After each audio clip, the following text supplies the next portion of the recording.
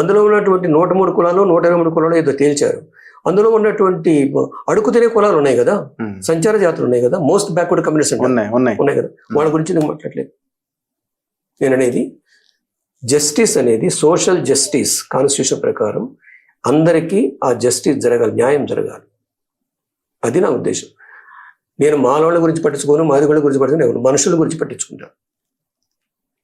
మీరు మెచ్చిన కాంగ్రెసే కదా వర్గీకరణ ఎట్లా చేయాలన్నది కమిషన్ వేసి డిసైడ్ చేసి రిజర్వేషన్స్ అమలు చేస్తున్నది.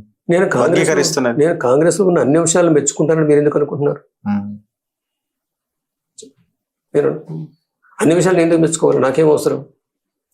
నేను ఇదిగో ఈ పార్టీలో ఈ నాయకుడు మంచివాడని చెప్తాను. చాలా మంది ఏమనుకుంటారంటే మా దగ్గర డబ్బులు లేవు అందుకని కాంటాక్ట్ చేయలేదు అంటారు. తెలంగాణలో మాలలు మాదిగలు ఈక్వల్ గా ఉన్నారని ఎట్లా? ఈక్వల్ అంటే ఫైనాన్షియల్ స్టేటస్, ఫైనాన్షియల్ ఈక్వల్ గా ఉన్నారా? ఎడ్యుకేషన్ స్టేటస్, తర్వాత ఎంప్లాయ్మెంట్ స్టేటస్, వీటిలో సరి సమానంగా ఉన్నారు. ఇంకా ఒక్కొక్కసారి ఇంకొక అంశం చూస్తే మాదిగలు ఎక్కువే ఉన్నారు. ఇప్పుడు ఎంపిరికల్ డేటా తీస్తే మాదిగలే హైలో ఉంటారు, అడ్వాన్స్ లో ఉంటారు తెలంగాణలో. కారణం ఏంటంటే నేను కొన్ని స్టడీ చేశాను, కొంత ఇన్ఫర్మేషన్ తీసుకున్నాను.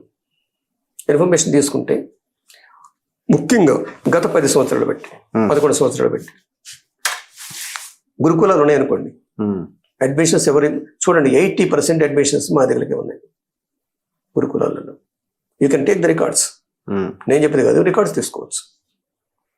గురుకులాలో ఉన్నటువంటి మార్కెటింగ్ ఉంటుంది చూడండి, ఫుడ్ సప్లైస్, ఇవన్నీ కాంట్రాక్ట్ ఎవరి దగ్గర ఉన్నాయి. సో ఇది కాదు ఇష్యూ. ఈ అడుగు తినే దగ్గర కాదు.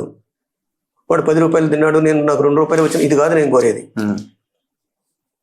Political power is the master key అంటాడు అంబేద్కర్. ఆ పొలిటికల్ పవర్ సంపాదించడానికి సోషల్ రూట్స్ స్ట్రెంథెన్ చేయాలంటాను.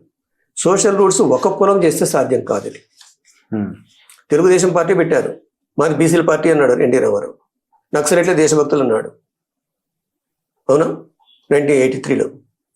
మరి కాంగ్రెస్ మీద దళితుల పార్టీ అంటున్నారు.